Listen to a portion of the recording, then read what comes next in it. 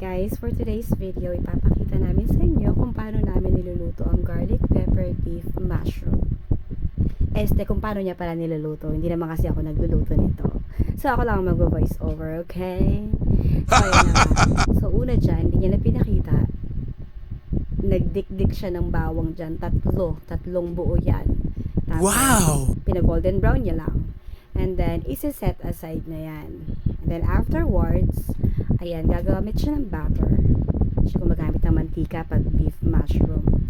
So, ayan, gumamit lang siya ng kapirasong butter dyan. Tapos, magigisa siya ng sibuyas. By the way, earlier is minarinate na namin yung beef. Minarinate niya pala. Hindi pala ako talaga yung gumagawa. Taga voiceover lang ako. Ayun na nga. So, minarinate niya na yung beef earlier. At binabad niya yun sa oyster, sa toyo, with garlic. Hindi. With paminta pala. Sorry, nataho lang. Oh Ayun my na nga. Para mas God! madali siyang lumambot kapag niluto. At mas kumapit na rin yung lasa. So, ayan na. Nagkisa siya ng sibuyas. Hindi niya na nilagyan ng bawang yan. Kasi mamaya puro bawang na yan. Kaya nga, garlic pepper beef, diba? So, ayan. So, maya-maya yan, ilalagay niya na yung minarinate niyang beef. Ayan na. At sana lang talaga guys, naghugas siya ng kamay. Dahil kinamay niya yung beef, kinamay. Grabe siya. Ang hilig niya talagang mangamay. Ayan. Uh-oh!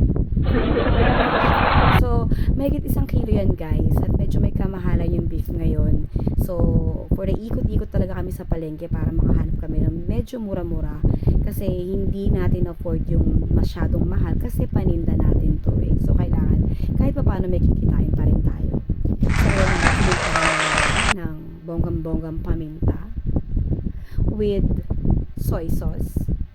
Tapos hula ko, may kasunod pa yan, oyster sauce. Pustahan tayo. Oh, ayan o. Ayan o. Ayan o. O, diba? Oyster sauce yan. Hindi nyo lang kita. So, What?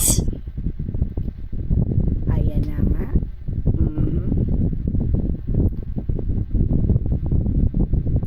So, usually, 10 tubs lang yung naluluto namin sa 1 kilo. Tapos, medyo may natitirang konti, pinangbabaon ko na yun. So, para makasave na rin ako sa pambaon ko pag pumapasok ako sa office.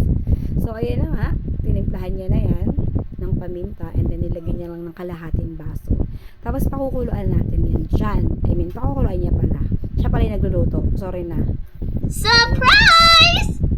So, sabi niya sa akin, 2 hours niya pinakuluan yan para malambot. Kasi alam niyo naman, yung beef, mahirap talaga palambutin. Ayan na nga.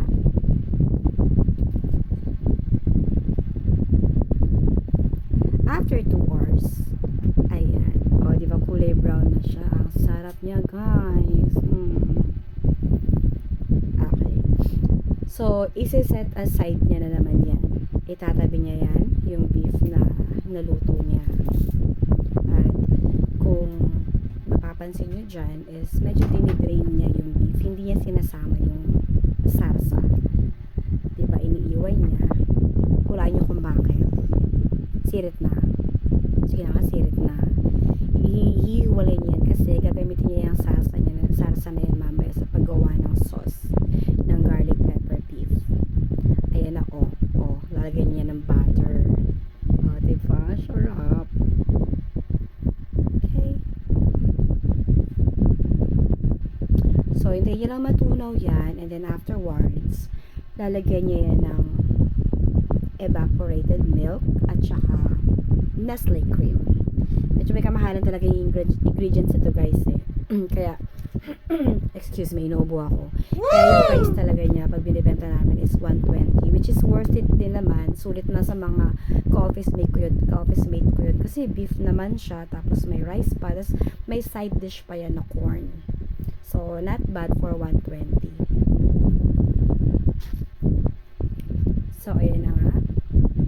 Malapit na matunaw ang kanyang butter dyan. And then, isusunod na niya dyan yung Nestle cream.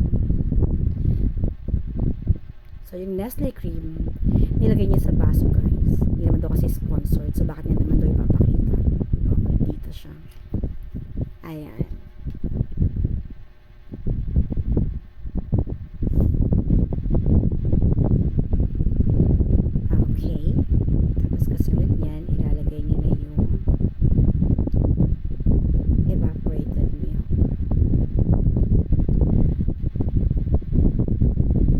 nilagay niya na yun. Ano yun?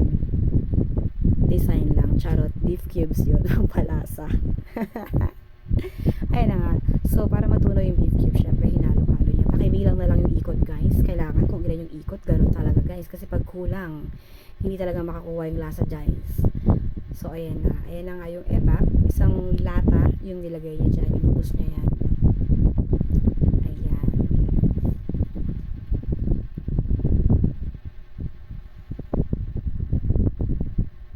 Yan. Halo-halo lang siya dyan, guys. Kayo nang bahala. Ilista nyo na lang kung ilang ikot yung nilagay niyo. Kung ilang ikot niya hinalo. Ayan. Tapos, inilagay niya na rin yung mushroom na isang lata. Isang lata yan.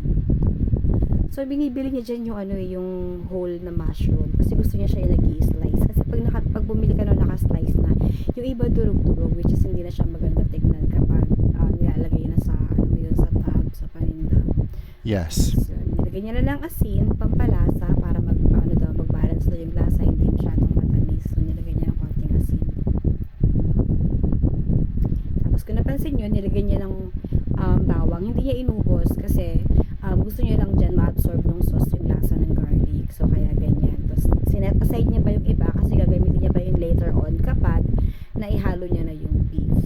Ayan. At hinalo niya na nga, guys. Oh my God. Ayan na, guys. Ang sarap. Okay. So, malapit na tumatapos, guys. Yan. So, niluluto niya yan habang ako ay tulog na tulog at humihilik sa kwarto. Dahil ginigising niya ako usually pag malapit na akong pumasok sa office. Like parang mga 1.5 hour na lang. Yung tipong maliligo na lang ako, tsaka niya ako gigising, tapos kakain, and then diretso alis na. Siya na nagpe-prepare lahat ng paninda namin sa office. Yun, ganun talaga pag princess ka. Oh. Araya na nga. Sarap yan, guys.